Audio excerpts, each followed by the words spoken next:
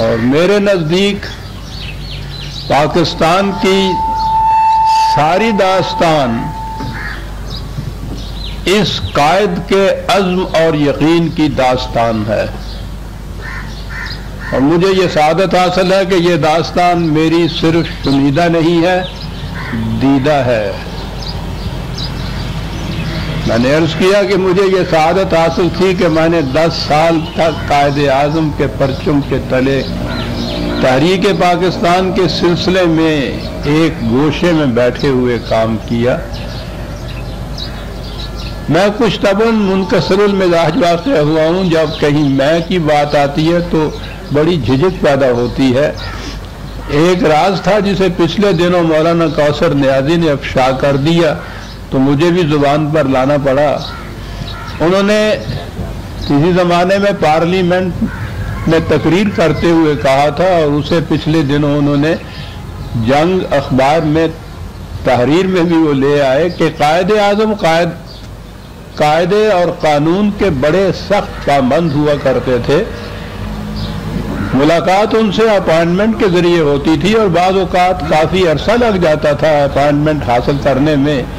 اور انہوں نے کہا کہ ایک شخص ایسا تھا جو اس سے مستثنا تھا، اسے یہ اجازت حاصل تھی کہ وہ جب جی چاہے آ جائے اور مجھے یعنی قائد اعظم کو دیکھ لے کہ میں فارغ ہوں، اور وہ اس کے بعد چلا آئے۔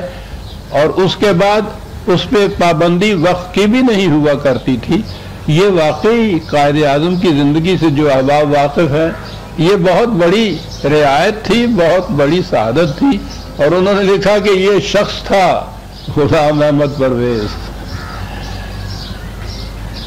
آج تو یہ سن کے کچھ حیرت سی ہوگی کہ میں تو اس زمانے میں گورنمنٹ آف انڈیا میں ملازم تھا، کہاں میں، کہاں قائد اعظم۔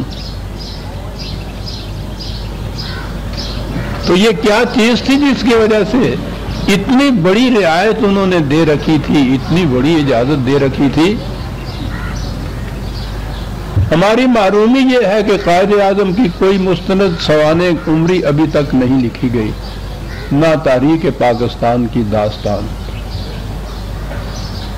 اور یہ چیزیں جو ہیں یہ باہر ہی نہیں آئیں۔ میرا اور ان کا باہمی رابطہ قرآن کریم تھا، انہیں قرآن سے عشق تھا۔ ان کے اور میرے درمیان یہ ٹھیک ہے کہ حالیہ سیاست کی باتیں تو جو ہوتی تھی، لیکن یہ چیز جس کے لیے اتنی بڑی استثناء میرے لیے کی گئی تھی، اور اس ملاقات میں جب جاتا تھا، اور یہ بات کہ اس کے بعد وقت کی پابندی بھی نہیں ہے، تو یہ گفتگو قرآن ہی کے متعلق ہوا کرتی تھی۔